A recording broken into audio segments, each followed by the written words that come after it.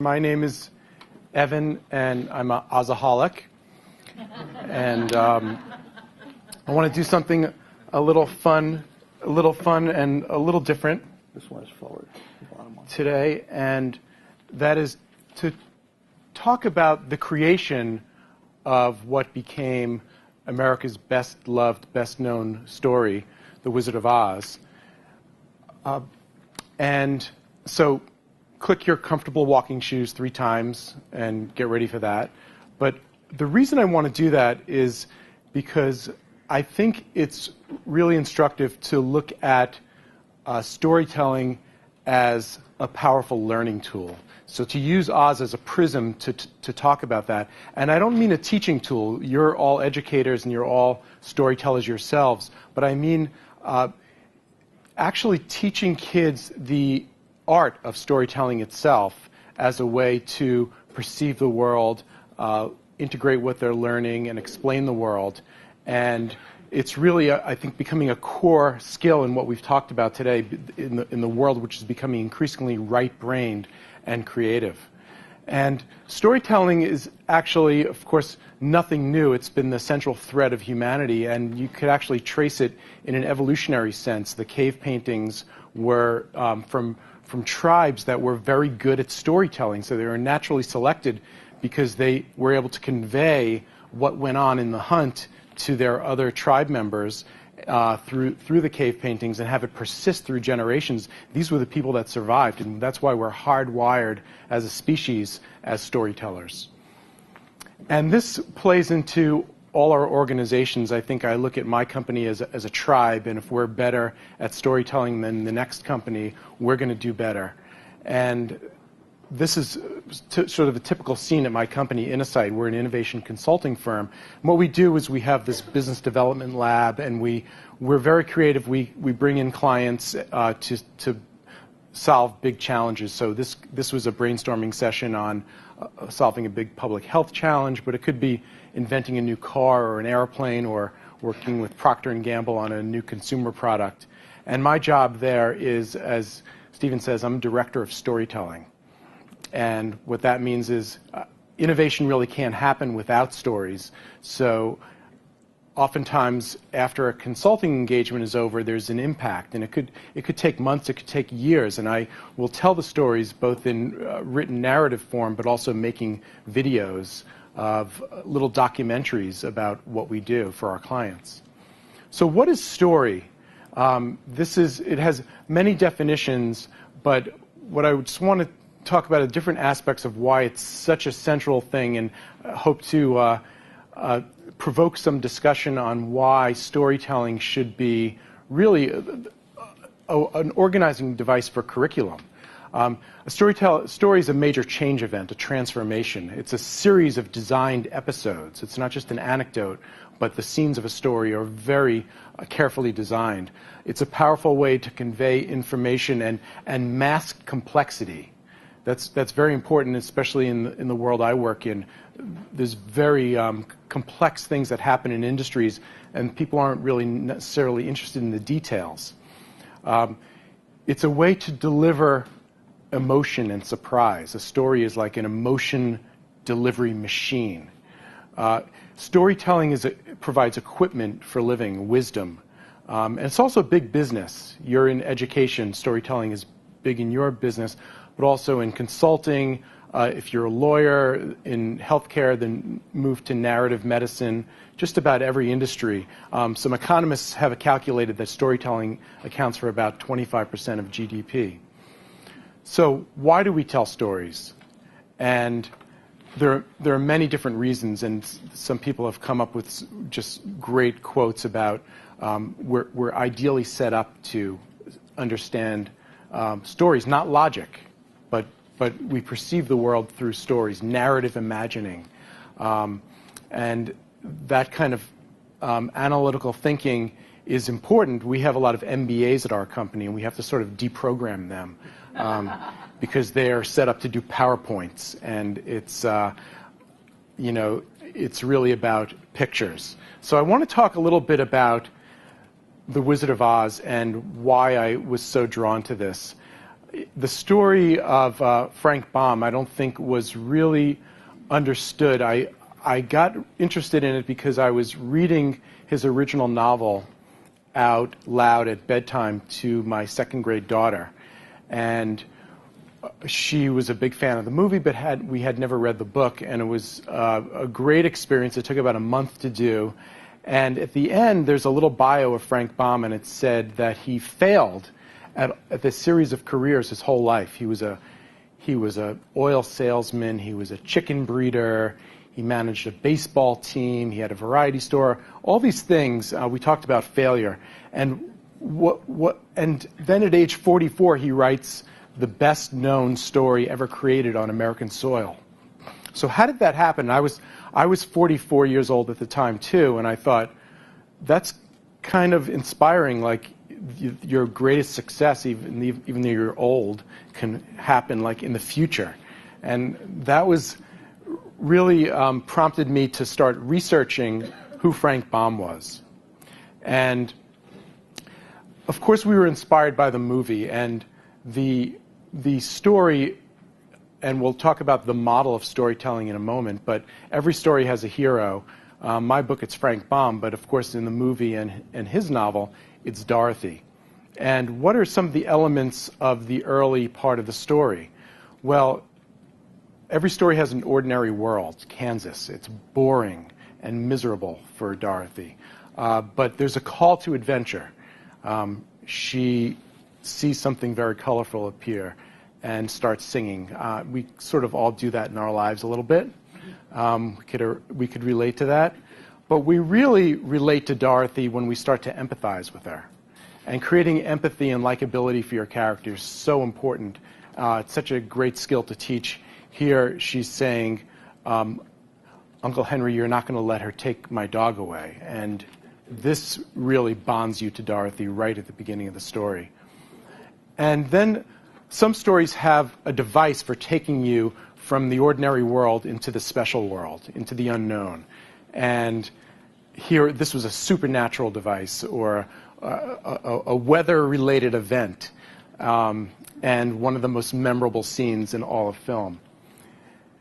But we all know the movie, and I don't have to tell you that story. It's the most seen movie in human history, and kids watch it over and over and over. It's the most repeated viewed movie as well.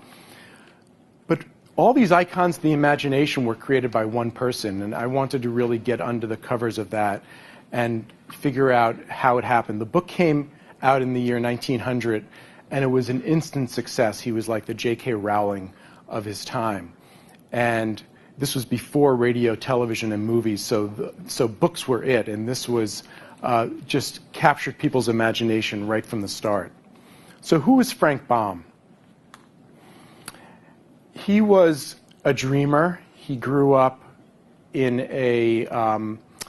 as the son of a fairly wealthy oil man and was self-taught. He had an English tutor as a kid. He grew up in the Syracuse, New York area. And he read all these books to sort of escape because he was a sickly kid. He had a heart disease when he was young and was very scrawny and physically weak. And so he would read Gulliver's Travels or Alice in Wonderland or Mark Twain. And these books took him to new worlds, Jules Verne. And at a young age, he told his sisters, when I grow up, I want to write a great novel that wins me fame. So I wanted to figure out how this happened. So I embarked on this journey. This is me going back to where Frank Baum was born in just outside of Syracuse. And so I went on a road of research to all the places he lived and libraries. And what I found is this was his ordinary world. His father was fairly wealthy. He had a farm, and it was fairly mundane, and he'd want to escape it. But there were challenging times, too. This was 1871, this picture of the farm. But in 1873, the father lost all his money in a panic of 1873, which was like a sort of a dot-com bubble bursting in those days. The economy just completely tanked, and they were actually poor after that. But around this time, Frank Baum's father, and this is really parallels the story and why I think he was able to write about Dorothy in this way. At the age of 12, his father suddenly sends Frank Baum away from his home, uproots him from his home. And he was sent away to a military academy, and he didn't want to go. He was a bookworm. He was not interested in going to boarding school. And this is a picture of him at the Peekskill Military Academy. And something really interesting happened. He took a train to Albany, and then he took a boat on the Hudson River, and he got off at this dock, and Peekskill was a Dutch town, and the Dutch who came over came in these ships that had these Dutch paving bricks as ballast, and the bricks were bright yellow in color. And the roads that were used, they used these bricks to pave some of the roads in town because they had them left over. And Frank Baum would get off the dock, and he had to go to the military academy up the hill, so he would ask for directions, and what would people say? So, good one, good prompt. So essentially, this was a very physical thing that happened to him, but what happened again and again in his storytelling later in life is he infused meaning into these physical things that he saw in his life. He had a terrible time at the military academy. They made him march and do terrible things. He wanted to go home. He imagined the yellow brick road was the path back home as well. He faked or had a heart attack because of his heart disease, and they sent him home. So he went back down the yellow brick road, back on the river and home after about less than a year there. But the amazing thing is the road is still there in Peekskill from that time, and it's not even preserved as a tourist attraction. So I was just amazed to sort of corroborate this with the town historian and see this section of yellow brick road. The Hudson River is right in the back. Another thing that happened to Frank Baum, and this is what he did time and time again, is and kids can do this too. I think this is really the fuel of storytelling, is taking something that happens in your ordinary life and transforming it into art, or transforming it as a metaphor for literature. And he was very bored in Syracuse. He grew up, he was working for the father's oil company. He was not particularly interested in that. He wanted to go on an adventure. He read about Mark Twain being out west, one of his heroes. So he went to Dakota Territory, and this was a common occurrence, and this was actually a terrifying photo. It was when photography was fairly new, and to capture a tornado on film was just terrifying to people. So this was circulating, and when he got out there, he would see these twisters coming across the plains, especially in the springtime, and he wrote about them lifting houses up in the air or lifting pigs and livestock up in the air, and it must have stuck with him. So this is the way the house was pictured in the book, in the novel. A brilliant conception to get Dorothy from the ordinary world to the special world. And that's what I want to talk about. The main reason for telling the story is that all stories have a structure, and The Wizard of Oz is just a great example of that structure. And this is the old way I think storytelling was taught. When I was in grade school, it used to be you learned about character setting, rising action, falling action, denouement, and it wasn't very inspiring. I didn't even know what denouement was. Like, what is that? And I don't even think stories have necessarily a rising action and falling action. There are peaks and valleys, and it would be boring if it was just like this. And it's very linear. This is all accurate. There's a call to adventure, and there are problems, and they have to be resolved. But this is really not a good model for teaching storytelling. So I think a real powerful model, and probably the best, is the hero's journey. Are you familiar with Joseph Campbell's model, the hero's journey? Yeah. So a lot of you already are. And I think this really shows that storytelling is not a linear thing, but it's a circular thing. And that when you get called to an adventure and you go from the known world to the unknown, and you're going through thresholds, and you have helpers and mentors and challenges, and you have an all is lost moment. In The Wizard of Oz, of course, it's when Dorothy is trapped in the witch's castle. And then something transformative happens, and you atone and you transform and you change, the gift of the goddess being the slippers and the knowledge of that she had the power in her all along. You return to where you were. Storytelling is a circle. And I think that's really the power of his model, that great myths give us clues to the spiritual potential of our lives. The threshold guardians, we all know them. Frank Baum invented these people. Where did they come from? He had German ancestry. His father would go to Germany, his brother, and the Münchner Kindle, the Munich child, is the mascot of Oktoberfest. So it still is today.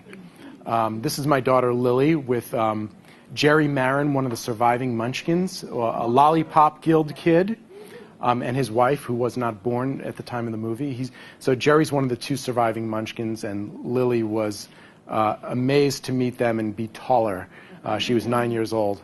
And this is what she wrote. She drew this afterwards on our trip back to the birthplace of Frank Baum. Just briefly, his mentor in life was, and all stories need a mentor, was his wife, Maud, who was a very smart young woman. She was at Cornell. It was very unusual to be a student in those days at a co-ed university. Cornell was the first co-ed university in the East. And they fell in love, but they were opposed by Maud's mother. And of all the fierce mother-in-laws of all time, Matilda Gage was the fiercest. She was one of the leaders of the women's movement. And this is her second from the right, next to Elizabeth Cady Stanton. Susan B. Anthony is second from the left. And these were the three leaders of the women's movement. So Matilda Gage wrote the books that formed the women's movement. She was sort of written out of history by Susan B. Anthony, who was much better at public relations. But she also wrote about witches and witchcrafts and the hunting of witches in the Middle Ages. So this is the way the witch looked in the book, and of course we talked about the story there, but it's really about this duality.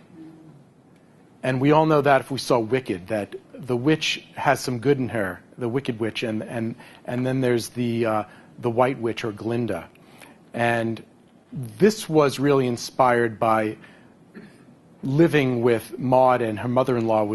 The mother-in-law would live with them all winter long sometimes after her husband. Her husband was a very compliant man named Henry, and he was like the Uncle Henry inspiration.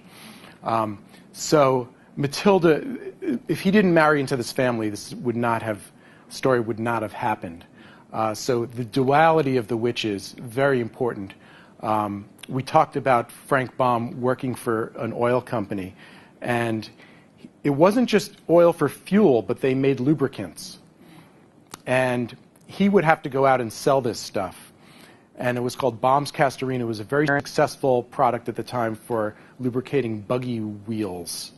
And they were made into these cans. And I was able to visit the company that makes this stuff, and they're still in existence today outside of Syracuse.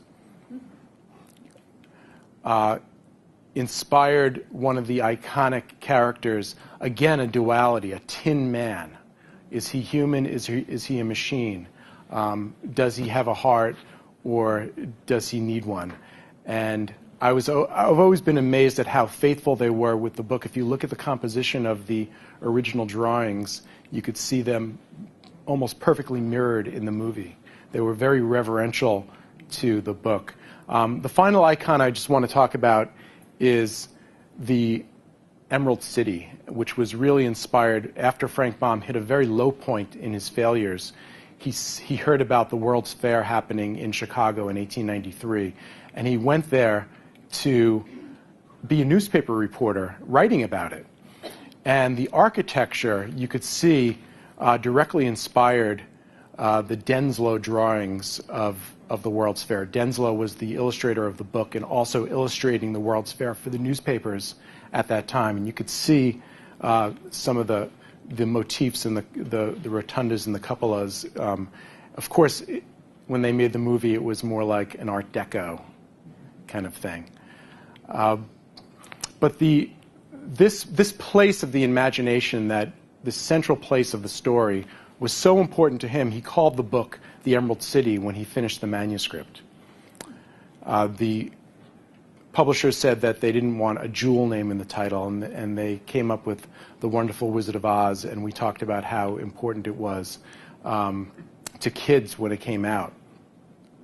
But that's the story of Frank Baum. Frank Baum was transformed. So I think one of the lessons that I learned is that this narrative form doesn't just apply to fiction, but it could apply to our own lives and how we perceive the world. And he was on a path to find out who he was, his true self. And Oz was really a spiritual journey for him. This is him when he was doing publicity shots for the book. Finally became happy to get that first check, that first royalty check after struggling all these years, and become a successful author at age 44. One interesting coda of the story is that he died in 1919. The movie was made 20 years later, so he didn't live to see it, but his wife Maude did. And so she got to meet Judy Garland and do publicity for the movie when it came out. So that's the heel-clicking moment. So we go back to the ordinary world. And what it's all about is integrating the experience. She went on this adventure. Frank Baum went on an adventure. We all do. And the understanding of that's why this last scene is so brilliant. It was treated a little differently in the book, but it's about attaining enlightenment, seeing both sides within each other. So that's the model I wanted to share with you, and I think it's really exciting for kids because they love stories already, and to become storytellers themselves, I think, is a really important thing for them. And some of you are already doing it in your classrooms, but there are just so many great models for teaching storytelling. This is one of the best, and I think it's just inspirational for kids to learn how to create this way. So thank you very much.